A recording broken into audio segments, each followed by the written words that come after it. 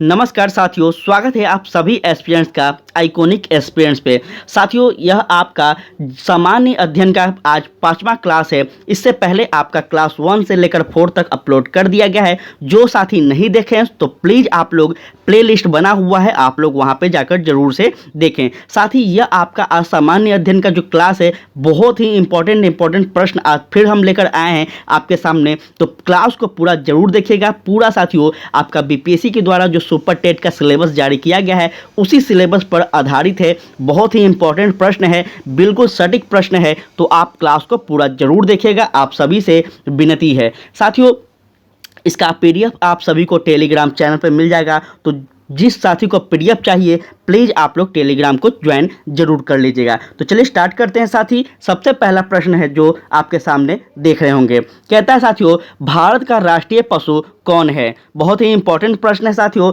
और कहीं ना कहीं इतना छोटा छोटा प्रश्न भी बहुत कभी कभी एग्जाम हॉल में गलती हो जाते हैं। ठीक है, तो इसका सही आंसर क्या हो जाएगा, याद रखिएगा साथियों, इसका सही आंसर हो जाएगा आपका ऑप्शन डी, बाघ। ठीक है, पीले रंग और धारीदार जो प्रकार के जो होते हैं साथियों, क्या होते हैं, तो धारीदार वाला जो बाघ होता है यह राष्ट्रीय पशु है, याद रखेंगे। ठीक है, इसे पैंथर टाइग्रिस कहा जाता है साथियों, यह भी आप लोग याद रखेगा। अगर बात की जाए इसके बारे में और भी, तो यह याद रखेंगे कि इसकी 8 प्रजातियां होती है साथियों, और भारत में पाई जाने वाली जो प्रजातियां हैं इसको क्या कहा जाता है, तो रॉयल बंगाल टाइगर के नाम से जाना जाता है, याद रखिएगा।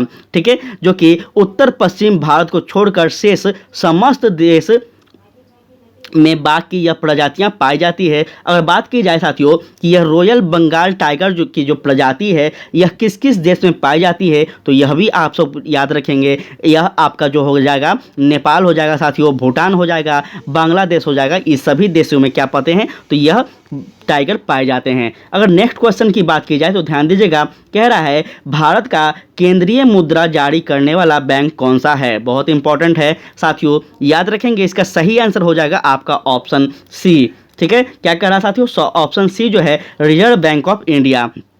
बहुत ही इंपॉर्टेंट है, आप सभी को पता होना चाहिए कि आरबीआई द्वारा क्या है, तो आरबीआई सेंट्रल बैंक है जो कि हमारे भारत में जितना भी मुद्राएं हैं इन सभी को क्या करता है, तो इन सभी का परिचालन करता है। इसको याद रखिएगा। भारत में बैंकिंग क्षेत्र का नियामक जो करता है वह संस्था कौन है, तो RBI, reserve bank of India. इसके द्वारा 2 रुपये और इससे अधिक मूल्य की पत्र मुद्रा जारी की जाती है। अब ये आप लोग बताइएगा कि 1 रुपये की जो कॉइन होती है, 1 रुपये का जो सिक्का होता है, यह किस मंत्रालय के द्वारा जारी किया जाता है, ये आप लोग कमेंट में जरूर बताइएगा। वेरी इंपॉर्टेंट प्रश्न है।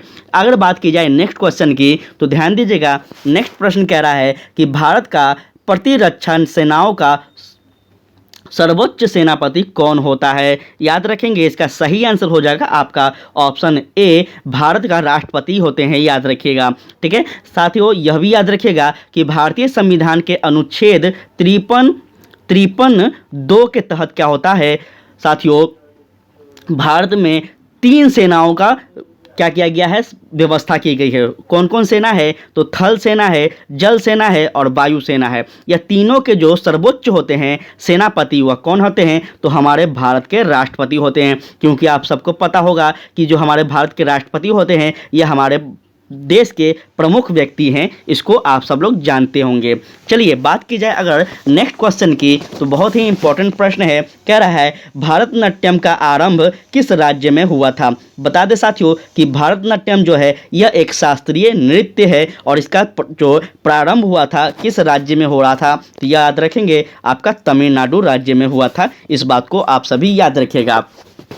ठीक है, चलिए अगर बात की जाए नेक्स्ट क्वेश्चन की, तो बात करते हैं। कह रहा है हीराकुंड जल बिजली परियोजना किस राज्य में है। बहुत ही इंपॉर्टेंट प्रश्न है। इसका राइट आंसर हो जाएगा आपका उड़ीसा में। ठीक है, इस बात को याद रखिएगा साथियों कि उड़ीसा जल बिजली परियोजना जो कि यह जो है यह महानदी पर स्थित है। ठीक है, उड़ीसा में महानदी नदी के तट पर यह क्या है साथियों, तो यह परियोजना स्थित है। इसको याद रखेंगे। आपसे पूछा जा सकता है कि जो यह हीराकुंड जल बिजली परियोजना है यह किस नदी के किनारे, मतलब किस नदी पे यह परियोजना लगा हुआ है या फिर किस राज्य से है, तो याद रखिएगा। ठीक है, चलिए बात की जाए अगर आगे, तो याद रखेंगे साथियों, कह रहा है आपका क्वेश्चन कि स्वतंत्र भारत के प्रथम कमांडर इन चीफ कौन थे।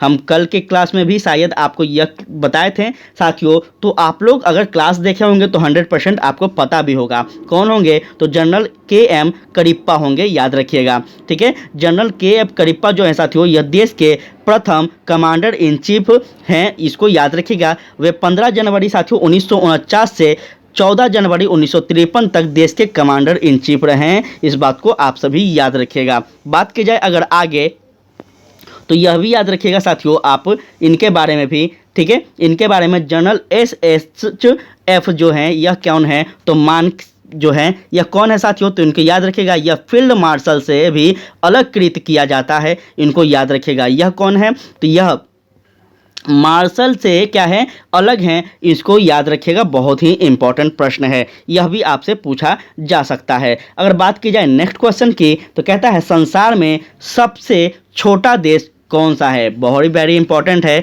इसका सही आंसर क्या हो जाएगा, आप लोग कमेंट के माध्यम से हमें बताइएगा। इसका सही आंसर हो जाएगा आपका साथियों वेटिंग नगर या फिर वेटिंगटन सिटी भी कहा जाता है। ठीक है, इसको याद रखिएगा, जो कि संसार का सबसे छोटा जनसंख्या और क्षेत्रफल दोनों की दृष्टि से यह सबसे छोटा क्षेत्र है। ठीक है, देश अगर बात की जाए तो यह देश जो है यह इटली की राजधानी रोम से जुड़ी हुई है, इसको याद रखिएगा। चलिए नेक्स्ट अगर बात की जाए, तो कहता है संयुक्त राज्य अमेरिका के केंद्रीय विधानमंडल को क्या कहते हैं। ठीक है, क्या कहते हैं, तो याद रखिएगा। इसका राइट आंसर हो जाएगा आपका ऑप्शन ए, कांग्रेस कहते हैं। ठीक है, याद रखिएगा, इससे गलती मत कीजिएगा। कांग्रेस यह भारत की एक राष्ट्रीय पार्टी है, यह बात सच है, लेकिन यह भी याद रखिएगा कि यह कांग्रेस जो है यह क्या है, तो अमेरिका की एक संसद क्या है, संसद है। ठीक है, इसको याद रखिएगा। चलिए बात की जाए अगर आगे, तो यहाँ ध्यान रखिएगा आप सभी। यहाँ पे एक चीज़ और हम आपको बताना चाहेंगे साथी, अगर आपको यहाँ पे एक और बीस दिया जाए तो याद रखेंगे कि यहाँ पे जैसे अपने भारत में लोकसभा और राज्यसभा है, दो सदन के भाग हैं, उसी प्रकार से यहाँ पे भी याद रखिएगा कि यह जो आपका कांग्रेस है साथियों, यह क्या है, तो यह संसद है और इसके दो अंग हैं। एक अंग जो है इसे सीनेट कहा जाता है, जो कि उच्च सदन है, और एक जो अंग जो है यह क्या है, तो याद रखेंगे हाउस ऑफ रिप्रेजेंटेटिव, जो जिसे कहा जाता है यह आपका निम्न सदन है। ठीक है, तो इस प्रकार से आप सभी याद रखिएगा। अगर बात की जाए नेक्स्ट क्वेश्चन की, तो कहता है अंतर्राष्ट्रीय शांति बनाए रखने के लिए संयुक्त राष्ट्र का कौन सा अंग मुख्य रूप से उत्तरदायी होता है। इसका राइट आंसर हो जाएगा आपका क्या हो जाएगा, क्या हुआ, महासभा हो जाएगा, सुरक्षा परिषद हो जाएगा, या फिर और भी हम लोग देख लेते हैं। और यहाँ पे क्या हुआ, अंतर्राष्ट्रीय न्यायालय हो जाएगा, या फिर आर्थिक और सामाजिक परिषद हो जाएगा। इसका राइट आंसर हो जाएगा साथियों आपका ऑप्शन नंबर बी।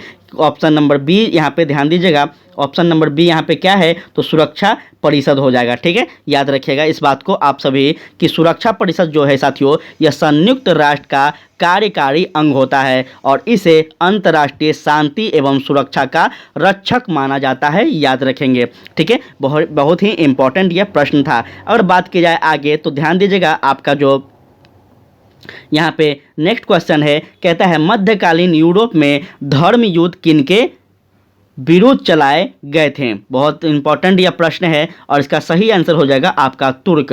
ठीक है, याद रखिएगा साथियों, यूरोप के ईसाई और तुर्क मुसलमानों के बीच 11वीं 12वीं और 13वीं शताब्दी में यह जो था, यह पवित्र भूमि पर क्या था, आधिकारिक के लिए युद्ध चलाए गए थे, और इसे धर्म युद्ध या फिर क्या कहा गया था, तो इसे क्रूसेड भी कहा जाता है। तो यह भी आप लोग याद रखिएगा। अगर बात की जाए नेक्स्ट क्वेश्चन की, तो यहाँ ध्यान दीजिएगा आपका नेक्स्ट जो प्रश्न है, नेक्स्ट क्वेश्चन कह रहा साथियों आपका कि तंजौर में प्रसिद्ध बृहदेश्वर मंदिर का निर्माण किस चोल राजा ने करवाया था। बहुत ही इंपॉर्टेंट प्रश्न है, इसका सही आंसर क्या हो जाएगा, तो याद रखेंगे इसका सही आंसर हो जाएगा राज राजा। ठीक है, ऑप्शन नंबर सी जो है इसका सही आंसर हो जाएगा राज राजा प्रथम ने क्या करवाया था, तो याद रखेगा इनका शासनकाल अगर आपसे पूछा जाए तो 985 ईस्वी से लेकर साथियों क्या होता, तो 1014 ईस्वी तक इनका शासनकाल रहता है, और इन्होंने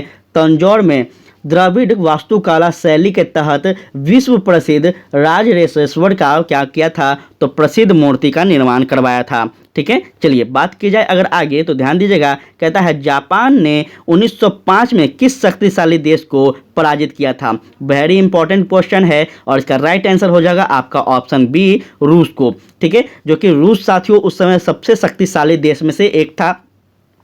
इस बात को आप सबको पता होना चाहिए। इसको पराजित किया था एक छोटा सा देश, एक छोटा सा कह सकते हैं साथियों, वह चाहे क्षेत्रफल के हिसाब से हो या फिर जनसंख्या के हिसाब से हो, उस समय अगर रूस की बात की जाए तो इससे काफ़ी छोटा था और आज भी वर्तमान में ये छोटा ही है साथियों, इस बात को याद रखिएगा। इसने रूस पर क्या किया, आक्रमण किया और इस ने रूस को पराजित किया था युद्ध में। चलिए बात की जाए नेक्स्ट क्वेश्चन की, ध्यान दीजिएगा। नेक्स्ट क्वेश्चन कह रहा है आपका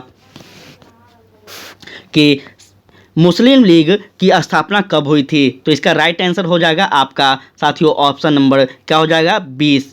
ठीक है, ऑप्शन बी हो जाएगा साथियों। 1906 में क्या हुआ था, तो मुस्लिम लीग की स्थापना हुई थी। अब पूछ देगा आपसे कि मुस्लिम लीग की स्थापना कहाँ पे हुई थी, तो याद रखेंगे साथियों, पहले आपको यह बता दें कि ढाका के नवाब सलीमुल्लाह के नेतृत्व में हुआ था। किसके नेतृत्व में हुआ था, तो सलीमुल्लाह। आपसे पूछ देगा कि साथियों मुस्लिम लीग का जो स्थापना हुआ था किसके नेतृत्व में हुआ था, तो याद रखेंगे ढाका के नवाब सलीमुल्लाह के नेतृत्व में हुआ था। कब हुआ था, 30 दिसंबर 1906 ईस्वी को। ठीक है, और कहाँ हुआ था, तो ढाका में मुस्लिम लीग की स्थापना की गई थी। इस संस्था का जो उद्देश्य था यह भी आपको बता देते हैं। इस संस्था का जो उद्देश्य था साथियों वह था भारतीय मुसलमानों में ब्रिटिश सरकार के प्रति भक्ति उत्पन्न करना और भारतीय मुसलमानों के राजनीतिक व अन्य अधिकारों की रक्षा करना इस मुस्लिम लीग का उद्देश्य था। ठीक है, चलिए अगर बात की जाए आगे तो ध्यान दीजिएगा। नेक्स्ट क्वेश्चन कहता है सन 1907 की कांग्रेस के नरम दल और गरम दल के बीच पड़ी फूट को एक और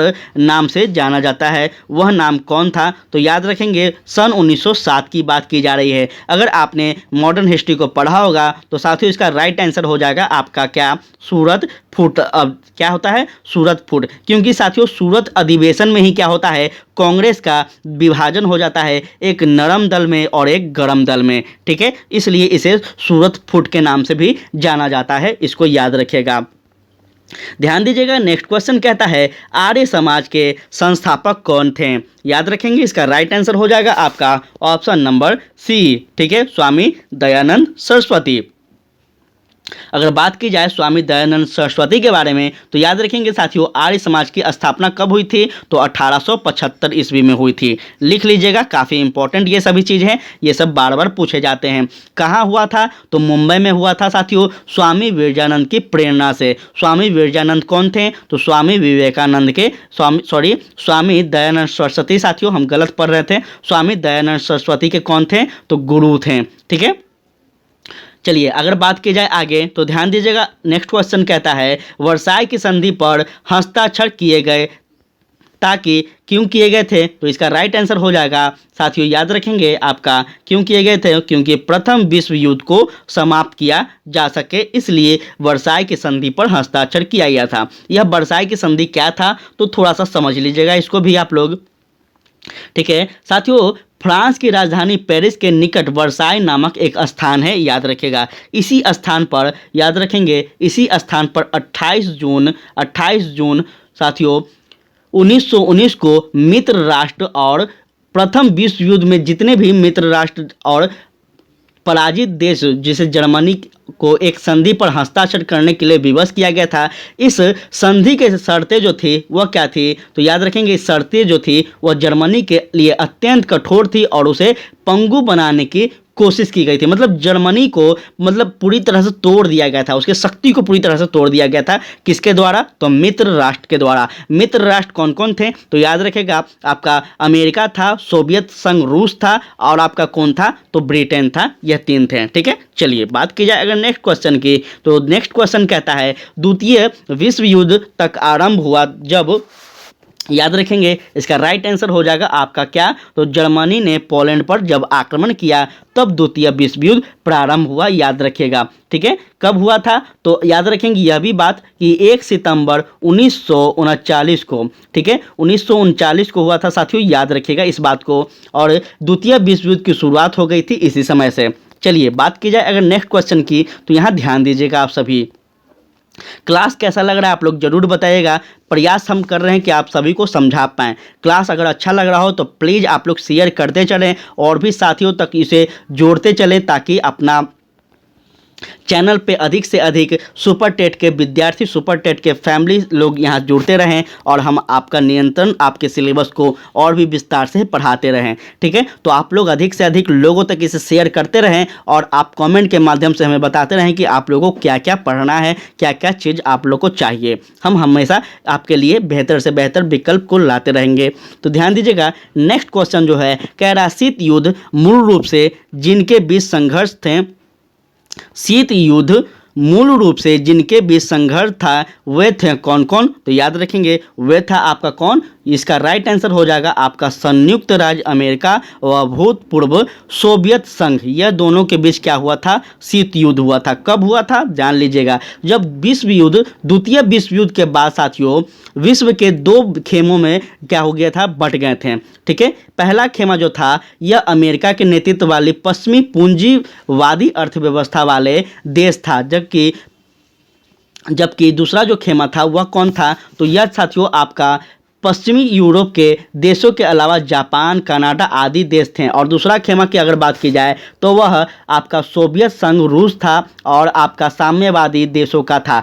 जैसे समझ लीजिए बात क्या था, यह जो अमेरिका था साथियों यह पूंजीवादी अर्थव्यवस्था को मानता था और यह जो सोवियत संघ रूस था यह किस व्यवस्था को मानता था? तो यह समाजवादी अर्थव्यवस्था को मानता था। इसी के बीच दोनों में क्या हो गया था? तो खटपट हो गई थी और दोनों में शीत युद्ध प्रारंभ हो गया था। ठीक है, तो यह आपका क्लियर हो गया होगा। नेक्स्ट अगर बात की जाए तो कहता है, नेक्स्ट क्वेश्चन है आपका, माई एक्सपेरिमेंट विथ ट्रूथ किसने लिखी थी? माई एक्सपेरिमेंट विथ ट्रूथ जो है यह कथन, यह जो बुक है यह किसके द्वारा लिखा गया है? तो बहुत ही फेमस यह पुस्तक है और यह पुस्तक का जो लेखक है वह कौन है? तो याद रखेंगे साथियों, आपका ऑप्शन सी महात्मा गांधी हो जाएंगे। ठीक है, इसको याद रखिएगा। अगर बात की जाए नेक्स्ट क्वेश्चन की तो ध्यान दीजिएगा, चंद्रकांता संति का लेखक कौन है?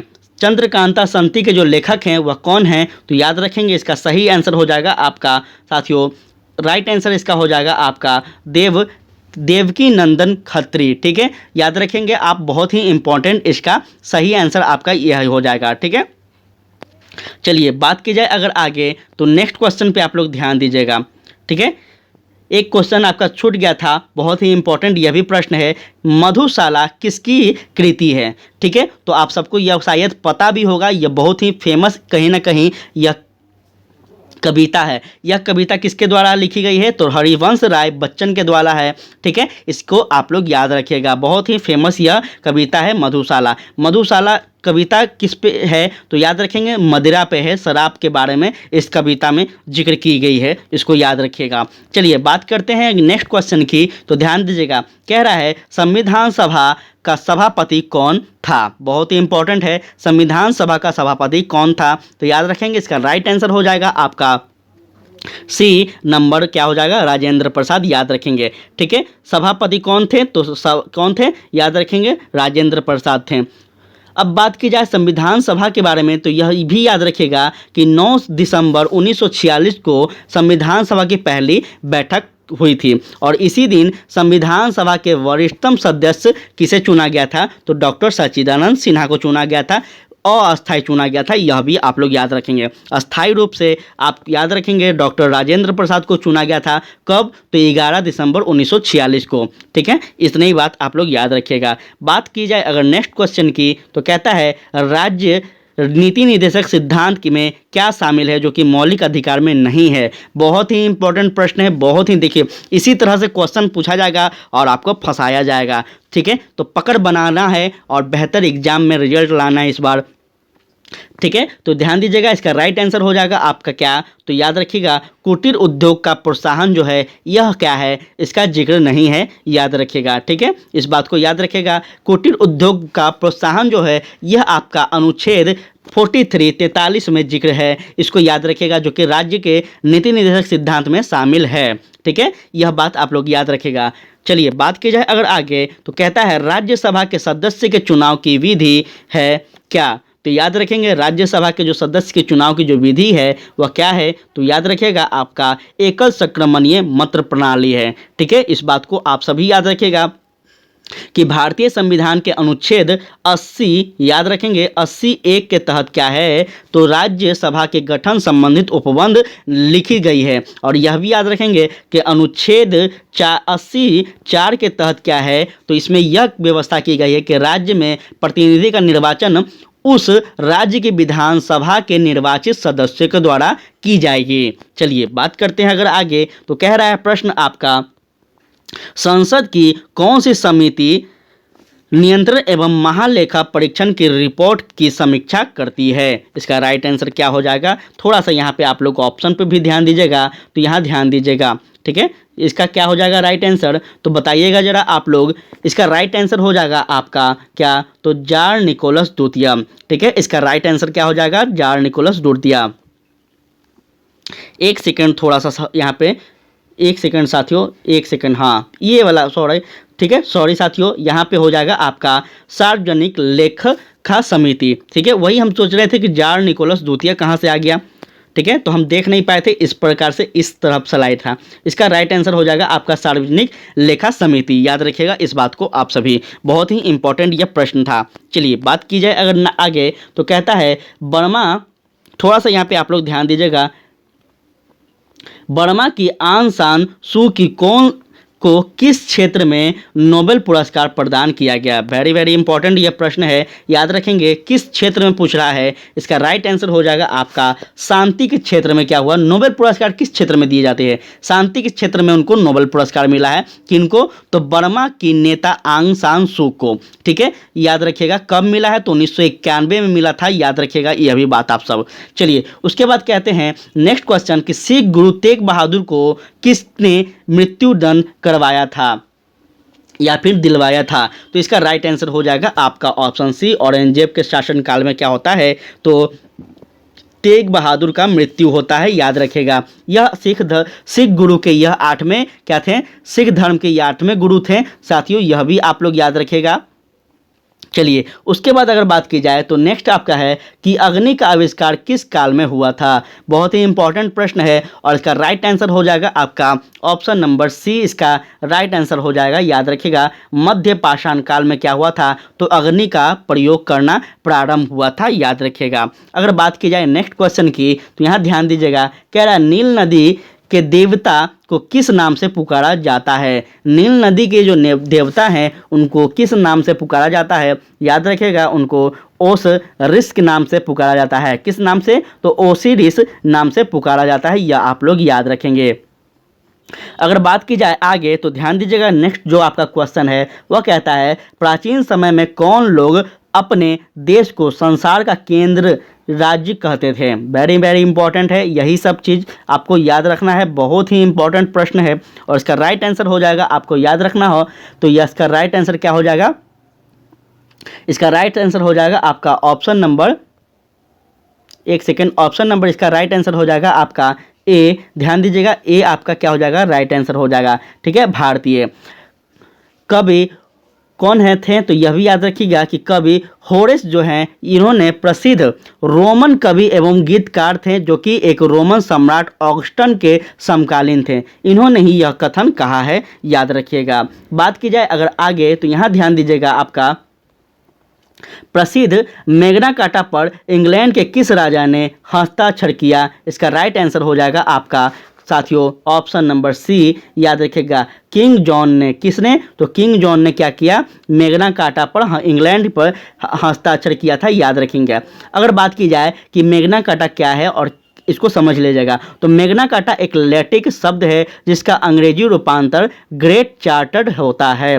ठीक है, याद रखिएगा 1215 ईस्वी में इंग्लैंड के, याद रखिएगा इंग्लैंड के तत्कालिक सम्राट किंग जॉन ने मैग्ना कार्टा पर हस्ताक्षर किया था, इसको याद रखिएगा। चलिए आगे अगर बात की जाए तो यहाँ समझिएगा कि अमेरिका के किस राष्ट्रपति को दास प्रथा उन्मूलन का श्रेय दिया जाता है। बहुत ही इंपॉर्टेंट प्रश्न है और इसका राइट आंसर हो जाएगा, आप याद रखेंगे साथियों, क्या हो जाएगा, तो याद रखेंगे ऑप्शन नंबर इसका अब्राहम लिंकन हो जाएंगे। ठीक है, क्या हो जाएंगे, अब्राहम लिंकन हो जाएंगे, याद रखेंगे। अमेरिकी राष्ट्रपति अब्राहम लिंकन ने 1863 ईस्वी में साथियों क्या किया था, तो इसका उन्मूलन किया था। किसका उन्मूलन, तो दास प्रथा का समाप्त किया था। चलिए बात की जाए नेक्स्ट क्वेश्चन की, तो कहता है सन 1899 से 2002 में लड़े गए बोर युद्ध के दो पक्ष कौन थे, याद रखेंगे। इसका राइट आंसर क्या है, तो यह भी आप लोग याद रखिएगा। इसका सही आंसर हो जाएगा आपका ऑप्शन नंबर ए, क्या हो जाएगा, इंग्लैंड और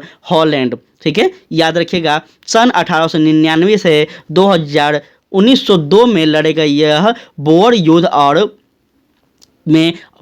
और हॉलैंड के बीच युद्ध जो था, इस युद्ध में हॉलैंड की क्या हुई थी, तो जीत हुई थी। ठीक है, यह भी बात आप लोग याद रखिएगा। चलिए आगे चलते हैं, तो कह रहा है सन 1917 की क्रांति के पूर्व रूस का अंतिम सम्राट कौन था। बहुत ही इंपॉर्टेंट है, यह सभी आपको वर्ल्ड हिस्ट्री में पढ़ना है और इसका राइट आंसर हो जाएगा आपका ऑप्शन नंबर क्या, तो ध्यान दीजिएगा, यहाँ पे ऑप्शन यहाँ पे दिया गया है, यहाँ ध्यान दीजिएगा। ठीक है, हम पहले इसका आंसर थोड़ा देर पहले किसी और का आंसर बता दिए थे इसमें, तो याद रखेंगे इसका जार निकोलस द्वितीय हो जाएगा। ठीक है, इस बात को आप लोग याद रखिएगा। बात की जाए नेक्स्ट क्वेश्चन की, तो यहाँ ध्यान दीजिएगा, कह रहा है मैन कैंप का लेखक कौन है। मैन कैंप का लेखक कौन है, इसका सही आंसर हो जाएगा आपका क्या, तो याद रखिएगा इसका सही आंसर हो जाएगा आपका ऑप्शन नंबर ए, एडोल्फ हिटलर जो था यह क्या था, तो यह इसका क्या था, मेन काम्फ का लेखक था। ठीक है, इस बात को याद रखेंगे। मेरा संघर्ष इसका मतलब होता है, जिसका लेखक कौन था, तो तानाशाही, जर्मन का तानाशाही शासक था हिटलर, यही था साथियों। हिटलर के बारे में आप सब जानते होंगे। नेक्स्ट अगर बात की जाए तो ब्रिटिश संसद में निर्वाचित होने वाले पहले भारतीय कौन थे, वेरी वेरी इंपॉर्टेंट है और इसका राइट आंसर हो जाएगा आपका ऑप्शन सी, दादा भाई नौरोजी हो जाएंगे। ठीक है, दादा भाई नौरोजी के बारे में अगर बात की जाए तो ब्रिटिश संसद में निर्वाचित होने वाले पहले भारतीय दादा भाई नौरोजी थे, जो कि 1892 ईस्वी में क्या होता है साथियों, तो 1892 ईस्वी में वह उदारवादी दल की टिकट पर क्या होते हैं, ब्रिटिश संसद के सदस्य चुने जाते हैं, याद रखिएगा इस बात को। नेक्स्ट अगर बात की जाए, ध्यान दीजिएगा, तो जालियांवाला बाग में निर्दोष लोगों पर गोली चलाने का आदेश किसने दिया था। बहुत ही इंपॉर्टेंट प्रश्न है और इसका राइट आंसर हो जाएगा आपका, ठीक है, जनरल डायर ने दिया था। ठीक है, इस बात को याद रखिएगा। क्यों चलाया गया था गोली, यह भी आप लोग याद रखेंगे। तो यह कि सत्यपाल मलिक और डॉक्टर सिद्दुद्दीन किचलू की गिरफ्तारी के विरोध में 13 अप्रैल 1919 को अमृतसर के जालियांवाला बाग में निहत्थित, किंतु बहुत ही मतलब कह सकते हैं बहुत ही भारी संख्या में वहाँ लोग जमा हुए थे उस दोनों नेता को छुड़ाने के लिए। उस दोनों नेता को कैसे छुड़ाया जाए, इसलिए वहाँ पे मीटिंग चल रही थी और यह मीटिंग का पता चल गया था जनरल डायर को। ठीक है, बिना किसी आदेश के, बिना किसी मतलब नोटिस के उसने सभी लोगों पर क्या किया, निहत्थे गोलियां चलवा दी। चलिए बात की जाए अगर आगे, तो ध्यान दीजिएगा, कांग्रेस सोशलिस्ट पार्टी के एक प्रमुख संस्थापक कौन थे।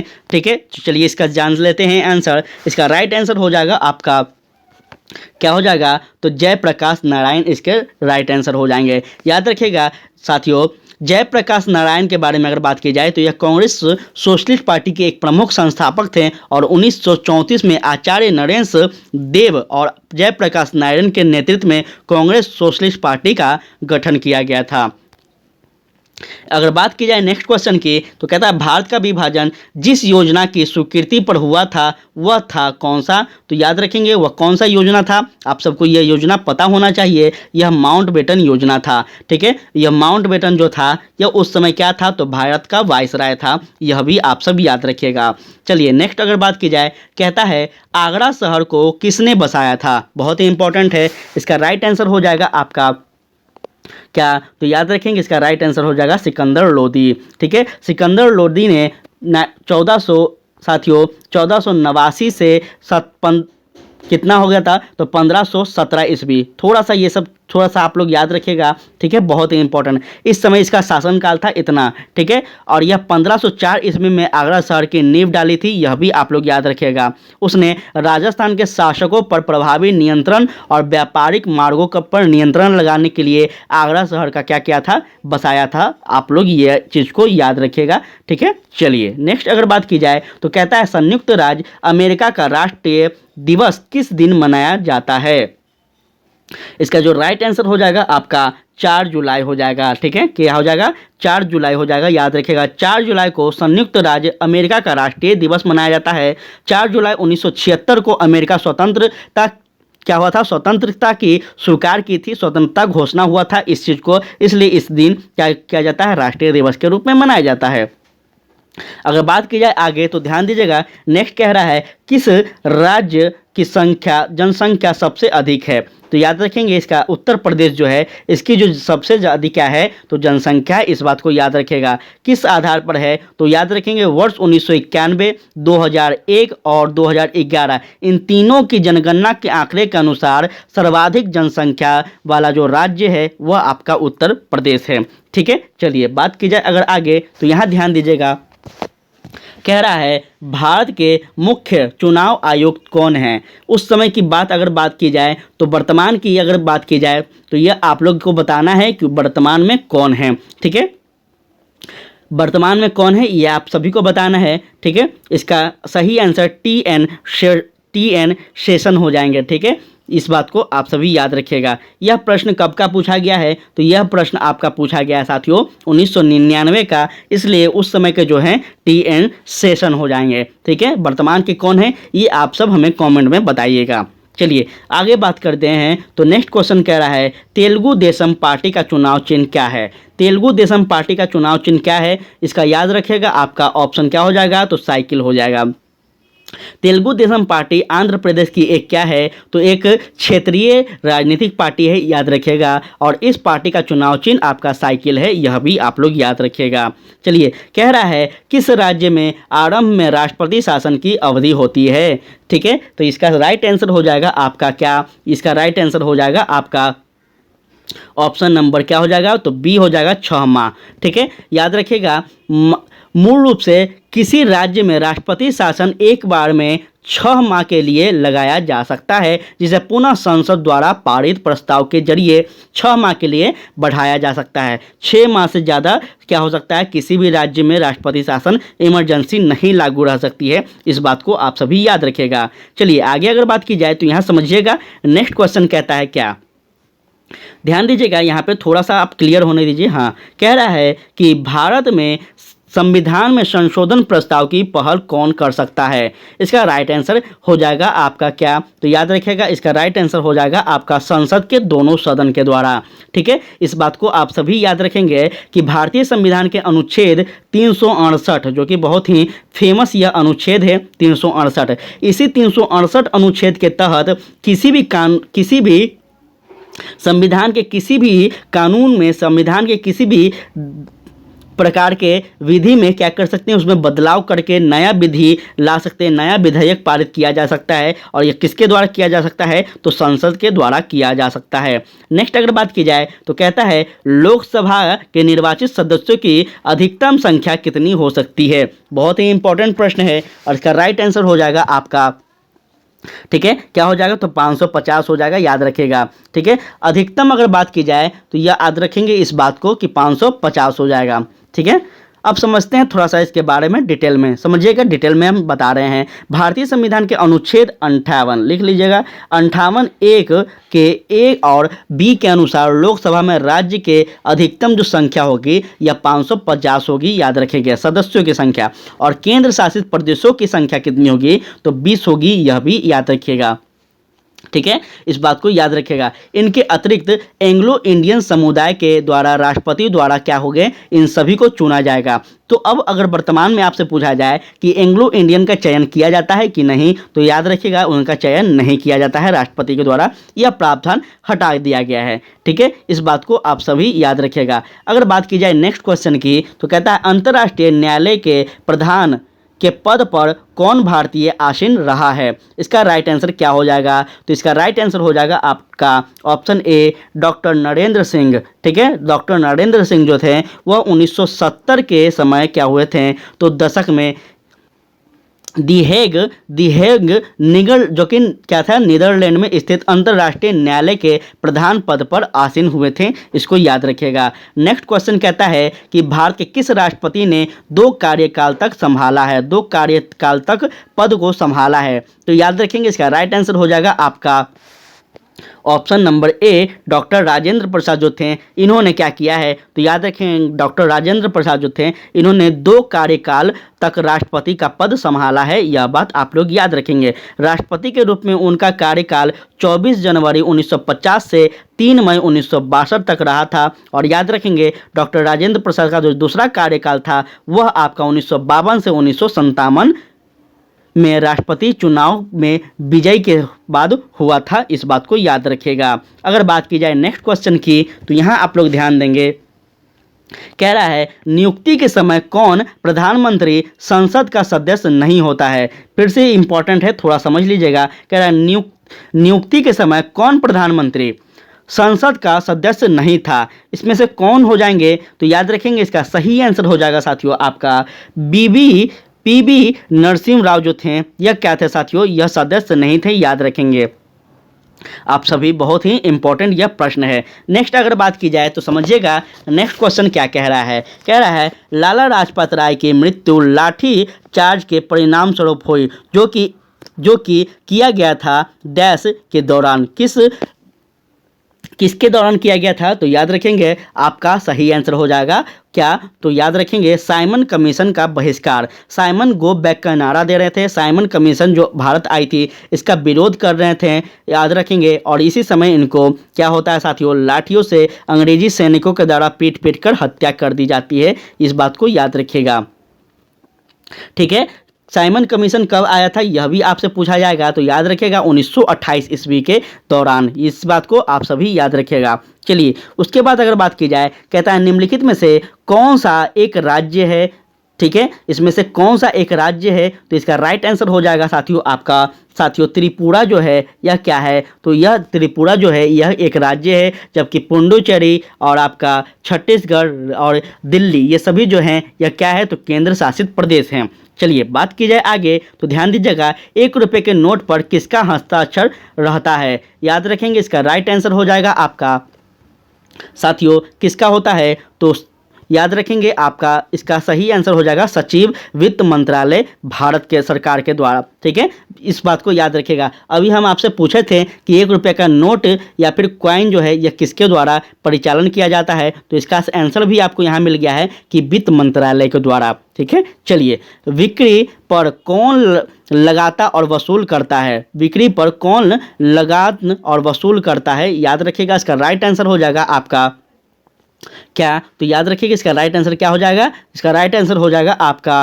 राज्य। ठीक है, समझिएगा बात को, कहना क्या चाह रहा है। परीक्षाकालीन संदर्भ में बिक्री का राज्य सरकार पर का विषय है। इस बात को याद रखिएगा। वर्तमान में इसे जीएसटी कहा जाता है। इस बात को याद रखिएगा। ठीक है, वर्तमान में इसको क्या कहा जाता है? जीएसटी कहा जाता है, जो कि जुलाई 2017 में यह जीएसटी लागू हुआ था। ठीक है, इससे संबंधित सहमति कर लिया जाता है। इस बात को आप सभी याद रखेंगे। ध्यान दीजिएगा नेक्स्ट जो क्वेश्चन कह रहा है किस पंचवर्षीय योजना की अवधि में भिलाई और दुर्गापुर के इस्पात कारखाने लगाए गए थे? बहुत ही इंपॉर्टेंट प्रश्न है। इसका राइट आंसर हो जाएगा आपका द्वितीय पंचवर्षीय योजना। अगर बात की जाए कि द्वितीय पंचवर्षीय योजना का जो काल रहा है वह कौन सा रहा है, तो याद रखिएगा 1956 से लेकर कब तक? तो 1956 से लेकर 61 तक रहा है, जिसके अंतर्गत छत्तीसगढ़ और दुर्गापुर में पश्चिम बंगाल, जो कि दुर्गापुर कहाँ है? तो पश्चिम बंगाल में है, और भिलाई कहाँ है? तो छत्तीसगढ़ में। इन दोनों जगह पर क्या किया गया था? तो इस्पात कारखाने लगाए गए थे। इस बात को आप सभी याद रखिएगा। चलिए बात करते हैं आगे, तो ध्यान दीजिएगा नेक्स्ट क्वेश्चन क्या कह रहा है।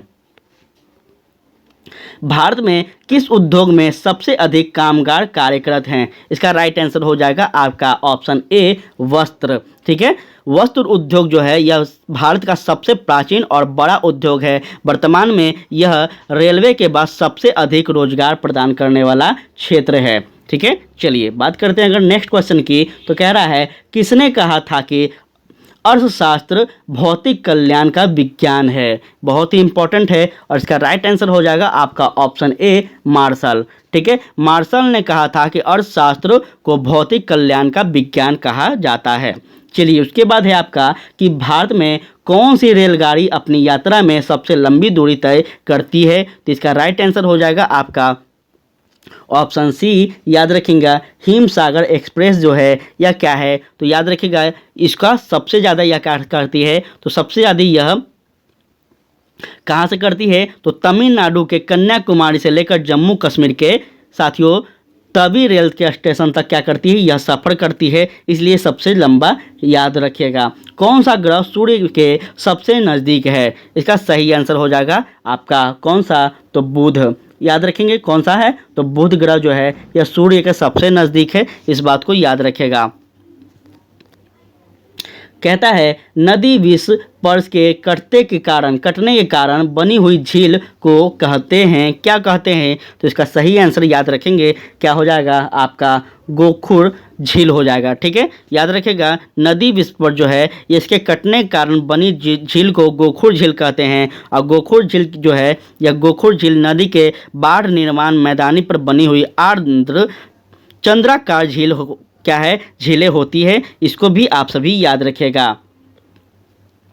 ध्यान दीजिएगा आपका नेक्स्ट प्रश्न कह रहा है केसर का सबसे अधिक उत्पादन किस राज्य में होता है? बहुत ही इंपॉर्टेंट प्रश्न है और इसका राइट आंसर हो जाएगा आपका ऑप्शन बी जम्मू कश्मीर। ठीक है, ध्यान देंगे नेक्स्ट। तो याद रखेंगे जो कपूरथला है यह आपका रेल कोच फैक्ट्री यहाँ पे है। ठीक है, वहीं बात की जाए चित्तरंजन की, तो याद रखेंगे चित्तरंजन जो है यह किसके लिए प्रसिद्ध है? तो याद रखेंगे लोकोमोटिव के लिए प्रसिद्ध है, लोकोमोटिव वर्क्स के लिए। ठीक है, इसको भी आप लोग याद रखिएगा। यह तीनों चारों में से जो भी आपका पूछा जाए क्वेश्चन तो आप लोग आंसर दे दीजिएगा।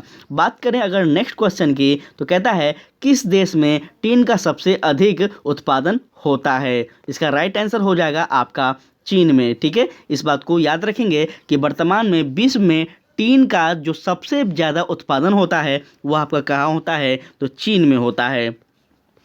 ध्यान दीजिएगा नेक्स्ट क्वेश्चन कह रहा है किस क्रिकेटर खिलाड़ी ने टेस्ट में सर्वाधिक रन बनाए हैं? बहुत ही इंपॉर्टेंट है, इसका राइट आंसर हो जाएगा आपका क्या? तो याद रखिएगा एलन वॉर्डर इसका राइट आंसर हो जाएगा, याद रखेंगे।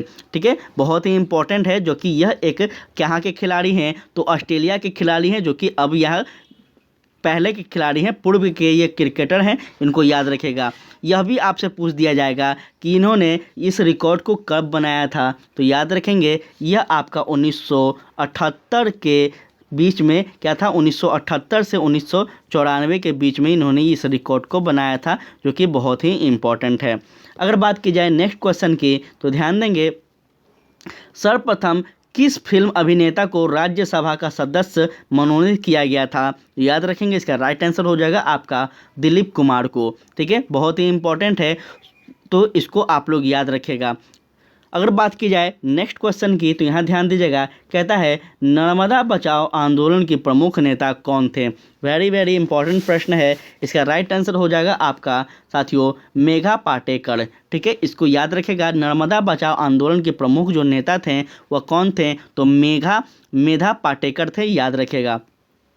नर्मदा बचाओ आंदोलन एक गैर सरकारी संगठन है जो कि गुजरात में बनाए गए सरदार सरोवर बांध का विरोध किया था। और यह भी याद रखेगा आप लोग यहाँ पे कि सरदार सरोवर बांध परियोजना गुजरात की जीवन रेखा माना जाता है, यह भी आप सब याद रखेगा। आपसे पूछा जाएगा कि कौन सा परियोजना गुजरात की जीवन रेखा को माना जाता है, तो याद रखेंगे आप इस परियोजना को। अगर बात की जाए आगे, तो याद रखेंगे नर्मदा बचाओ आंदोलन पर्यावरणीय मुद्दा और विस्थापित हुए लोगों के पुनर्निर्वास सुविधा मुहैया कराने से जुड़ा हुआ था। वर्तमान में अगर बात की जाए तो यह आंदोलन कमज़ोर हो गया था, यह भी आप लोग याद रखिएगा।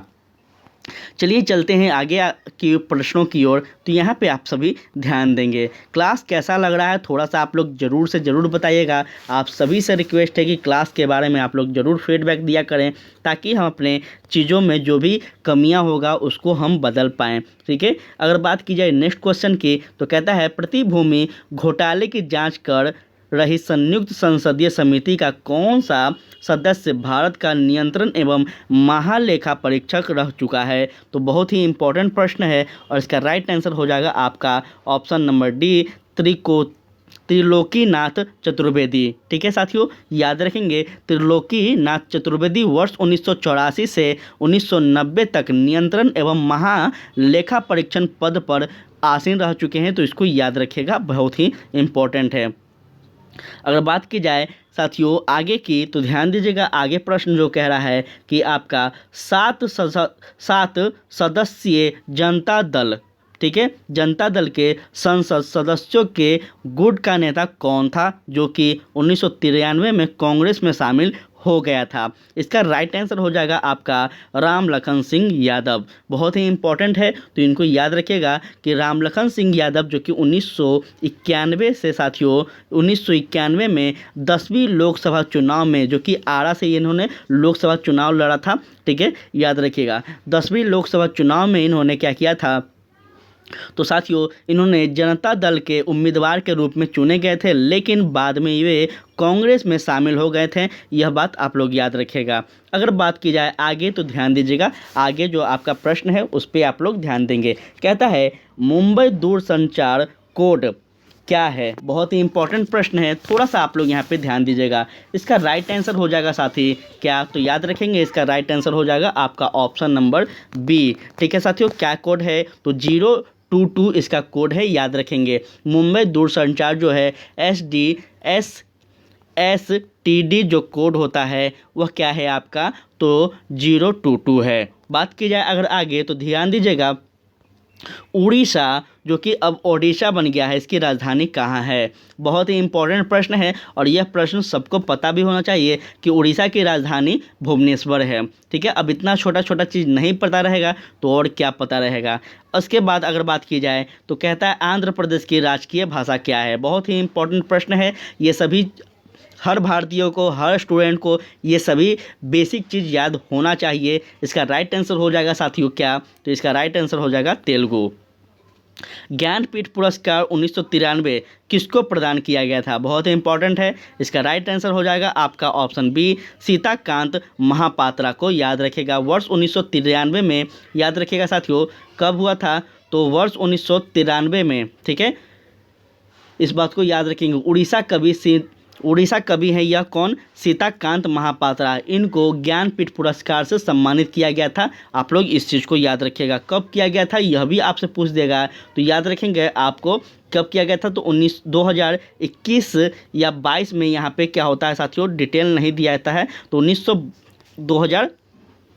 2022 में आप लोग इसको याद रखिएगा। ठीक है, चलिए बात करें अगर आगे, तो ध्यान दीजिएगा नेक्स्ट क्वेश्चन कह रहा है आपका कि भारत के किस राष्ट्रपति की मृत्यु कार्यकाल पूरा करने से पूर्व हो गया था? बहुत ही इंपॉर्टेंट है और आप सबको शायद पता होगा इसका आंसर। इसका राइट आंसर हो जाएगा साथियों आपका जाकिर हुसैन। ठीक है, जाकिर हुसैन के बारे में आप सभी लोग जानते होंगे कि भारत के 2 राष्ट्रपति जाकिर हुसैन एवं फर्रुखुद्दीन अली अहमद की मृत्यु साथियों याद रखेगा उनके कार्यकाल पूरा करने से पहले ही हो गया था। ठीक है, चलिए उसके बाद अगर बात की जाए, तो कहता है किस प्रधानमंत्री ने एक बार पद से हटने के पश्चात दोबारा पद संभाला था? बहुत इंपॉर्टेंट है और इसका राइट आंसर हो जाएगा आपका साथियों, याद रखिएगा इंदिरा गांधी। ठीक है, बहुत ही इंपॉर्टेंट प्रश्न है यह, तो इसको याद रखिएगा। ठीक है, अगर बात की जाए साथियों इंदिरा गांधी के बारे में, तो यहाँ ध्यान दीजिएगा कि इंदिरा गांधी देश की वैसी प्रधानमंत्री थी जो 1977 में क्या हुआ था साथियों, तो 1977 में हुए लोकसभा चुनाव में कांग्रेस पार्टी की करारी पराजय के बाद प्रधानमंत्री पद से हट गई थी और बाद में साथियों 1980 में हुई संपन्न लोकसभा आम चुनाव में कांग्रेस की जोरदार वापसी हुई, तब उन्होंने फिर से प्रधानमंत्री पद का ग्रहण किया था। तो इस चीज़ को आप सभी याद रखेंगे।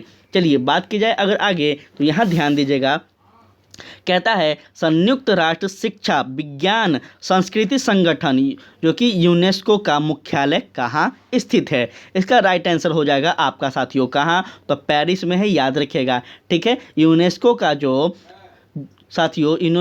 मुख्यालय है वह पेरिस में है। पेरिस कहाँ है, तो फ्रांस में है, यह भी आप लोग याद रखिएगा। ठीक है, और इसकी स्थापना कब हुई थी, तो 1946 में हुआ था, यह भी आप लोग याद रखिएगा। चलिए बात की जाए अगर नेक्स्ट क्वेश्चन की, तो कहता है जापान की संसद को क्या कहते हैं। साथियों अभी हम ऊपर के स्लाइड में बताए हैं कि अमेरिका के संसद को क्या क्या कहते हैं। अब है आपके सामने जापान की संसद, तो जापान के संसद को क्या कहते हैं, तो याद रखिएगा साथियों, जापान के संसद को कहा जाता है आपका, क्या कहा जाता है, तो डायट कहा जाता है। क्या कहा जाता है, डायट। इस बात को याद रखिएगा आप लोग। अगर पूछ दिया जाए साथियों कि आपसे सेनेट किसके कहते हैं, तो याद रखेंगे साथियों, सेनेट आपका इजराइल का संसद है। ठीक है, और कांग्रेस आपको बताए थे ऊपर के स्लाइड में कि कांग्रेस जो है यह आपका अमेरिका का संसद है। ठीक है, और आपसे पूछ दिया जाए कि पार्लियामेंट कहाँ का संसद है, तो यह कनाडा का संसद है। ठीक है, इस बात को आप सभी याद रखेंगे। और अब से यह भी पूछ दिया जाए कि अपना भारत का जो संसद है उसको पार्लियामेंट कहते हैं, इस पार्लियामेंट का शब्द को कहाँ से लिया गया है, तो यह भी याद रखेंगे, कनाडा से लिया गया है। अर्थात आपका यहाँ पे क्लियर हो गया होगा कई प्रकार के क्वेश्चन।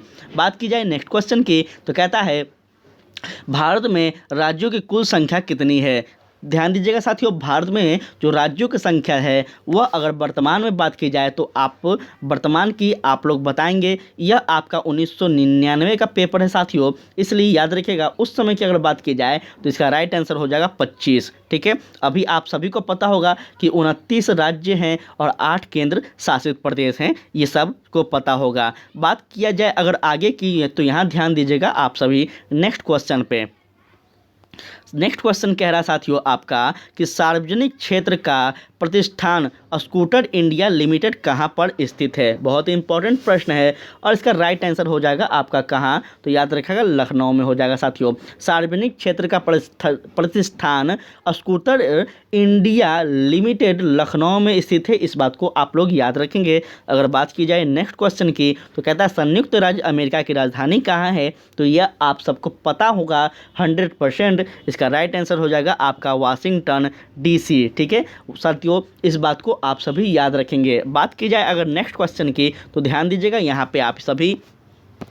नेक्स्ट क्वेश्चन कह रहा है यूरोप को संयुक्त राज्य अमेरिका से कौन सा सागर या फिर महासागर अलग करता है। बहुत ही इंपॉर्टेंट प्रश्न है, इसका राइट आंसर हो जाएगा साथियों आपका अटलांटिक महासागर। ठीक है, यूरोप को संयुक्त राज्य अमेरिका से अटलांटिक महासागर क्या करता है, अलग करता है। यूरोप 3 ओर से क्या है, तो महासागर से घिरा हुआ है। इसके उत्तर में आप याद रखेंगे अटलांटिक महासागर है, पश्चिम में अंटार्कटिका महासागर है और दक्षिण में आपका भूमध्य सागर है। ठीक है, तो इस प्रकार से आप लोग याद रखेंगे। अगर बात की जाए नेक्स्ट क्वेश्चन की, तो यह भी ध्यान में रखिएगा कि कानपुर किसके लिए प्रसिद्ध है। कानपुर जो है साथी या किस लिए प्रसिद्ध है, तो याद रखेंगे इसका सही आंसर हो जाएगा चमड़ा उद्योग के लिए प्रसिद्ध है। ठीक है, इस बात को आप सभी याद रखिएगा साथियों। उत्तर प्रदेश का जो कानपुर शहर है यह चमड़ा उद्योग के लिए प्रसिद्ध है। बात की जाए नेक्स्ट क्वेश्चन की, तो ध्यान दीजिएगा कोसी परियोजना से किन 2 पक्षों को लाभ होता है। कोसी परियोजना जो है साथियों ये किस 2 पक्षों को लाभ होता है, तो ध्यान दीजिएगा इसका राइट आंसर हो जाएगा आपका क्या,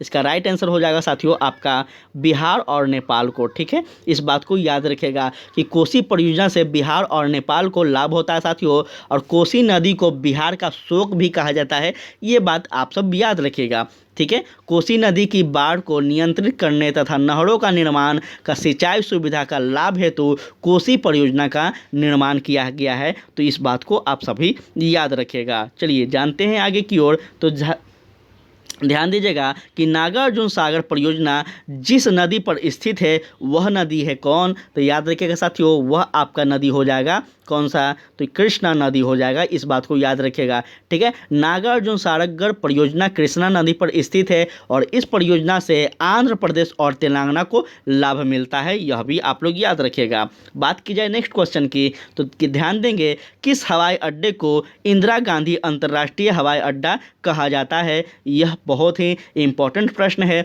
इसका राइट आंसर हो जाएगा साथियों क्या, तो याद रखेंगे दिल्ली हवाई अड्डा जो है यह आपको क्या नाम से जाना जाता है, तो इंदिरा गांधी अंतर्राष्ट्रीय हवाई अड्डा के नाम से जाना जाता है। चलिए नेक्स्ट अगर बात की जाए तो कहता है साथियों नेक्स्ट क्वेश्चन आपका कि किस देश ने शुरू में भारत को क्रायोजेनिक रॉकेट इंजन बेचने का वचन दिया था। बहुत इंपॉर्टेंट है। इसका राइट आंसर हो जाएगा क्या, तो याद रखेंगे साथी इसका राइट आंसर हो जाएगा आपका रूस। बहुत ही इंपॉर्टेंट है। रूस ने किया था। कब किया था, तो 1991 में साथियों भारत के इसरो अंतरिक्ष एजेंसी तथा रूस के ग्लैब कोस्माक के बीच क्या हुआ था साथियों, यह 7 क्रियाजोनिक रॉकेट तथा पूर्ण तकनीकी हस्ताक्षर के लिए एक अनुबंधन पर समझौता हुआ था। तो याद रखेंगे कब हुआ था, 1991 में हुआ था। चलिए आगे बात की जाए तो आगे ध्यान दीजिएगा, कहता है इंडियन एयरलाइंस के साथ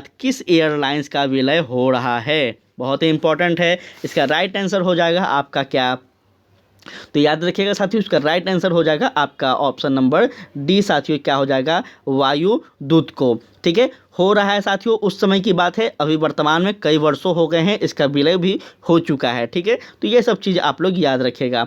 नेक्स्ट अगर बात की जाए तो ध्यान दीजिएगा, कहता है चेकमेट शब्द का संबंध किस खेल से है। इसका राइट आंसर हो जाएगा आपका ऑप्शन ए, शतरंज। इस बात को याद रखेंगे कि चेकमेट शब्द जो है यह शतरंज खेल से संबंधित है।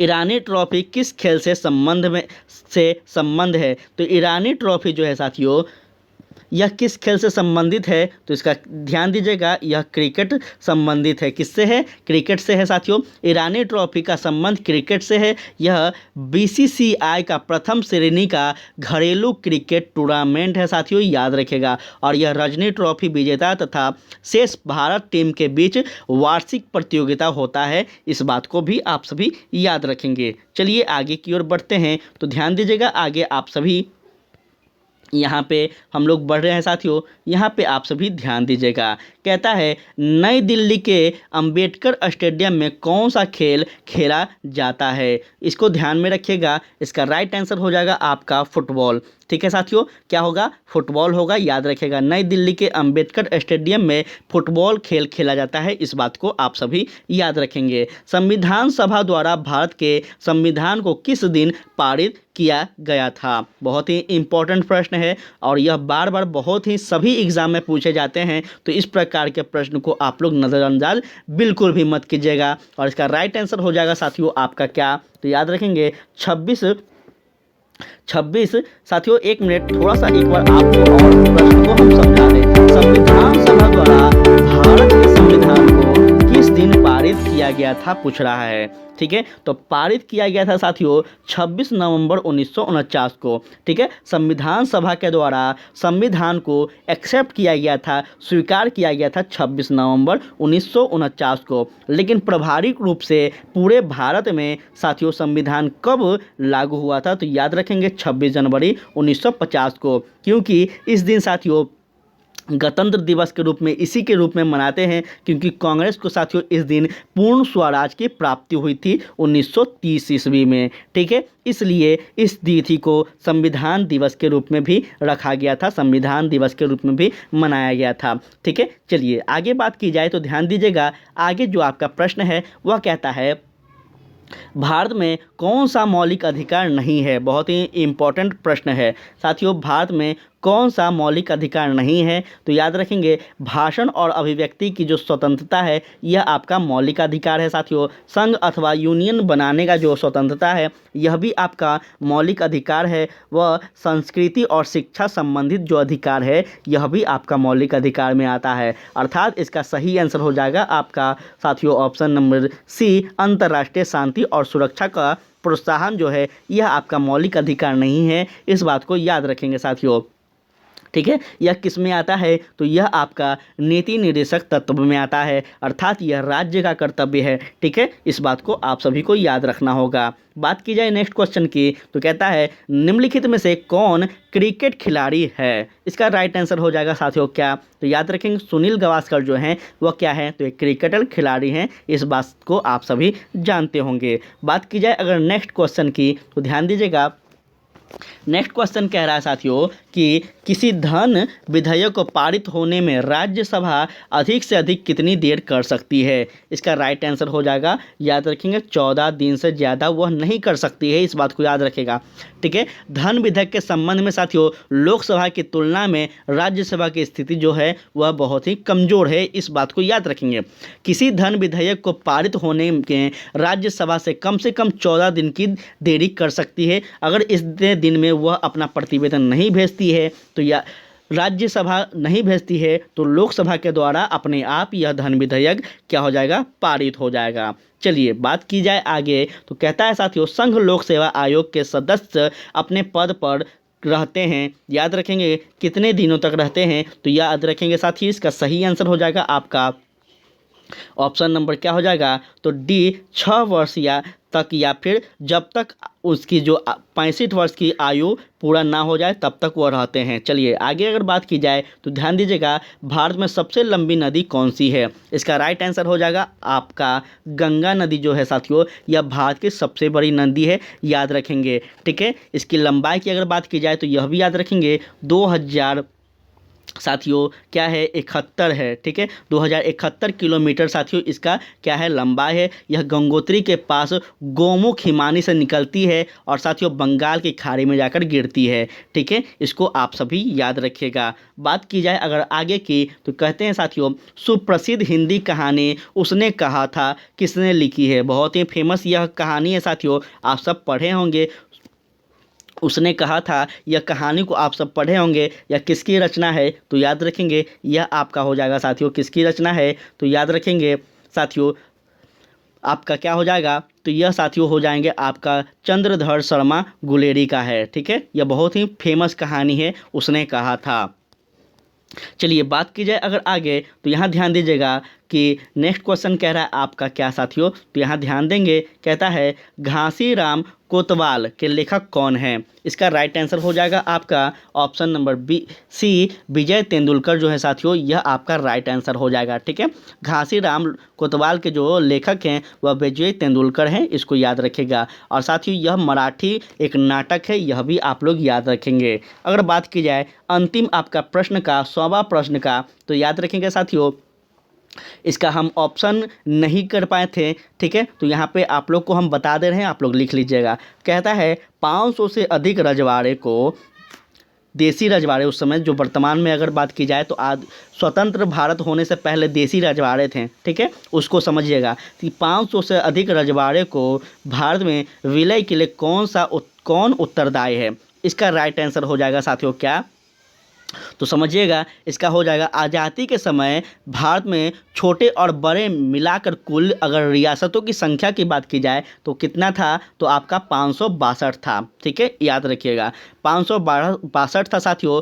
भारत में इनका विलय एक बहुत ही बड़ी समस्या था। तत्कालीन राष्ट्रीय अस्थायी सरकार में सरदार वल्लभ भाई पटेल साथियों याद रखेंगे सियासी विभाग के प्रधान थे और इनकी कूटनीति एवं राजनीति दूरदर्शिता तथा लोक व्यक्तित्व के कारण ही साथियों उस समय उस 562 रियासतों में से 500 से अधिक देसी रियासत का भारत में विलय हो गया था। तो इस प्रकार से आप लोग याद रखिएगा, बहुत ही इम्पोर्टेंट यह प्रश्न था, ठीक है। तो साथियों आज आपका होता है यह आज का यह सेशन समाप्त। क्लास कैसा लगा आप लोग ज़रूर बताइएगा। अगर अच्छा लगा हो तो प्लीज़ साथियों और भी अधिक से अधिक अपने इस टीचर एस्पिरेंट्स को शेयर करिए ताकि इस एस्पिरेंट फैमिली में और भी लोग जुड़ सके और भी विस्तार से क्लासेस आपका होता रहे, ठीक है। और इसके लिए पीडीएफ के लिए साथियों आप लोग टेलीग्राम को ज़रूर ज्वाइन कर लीजिएगा, आप सभी से रिक्वेस्ट है, ठीक है साथियों। आज के लिए इतना ही। जय हिंद, जय भारत।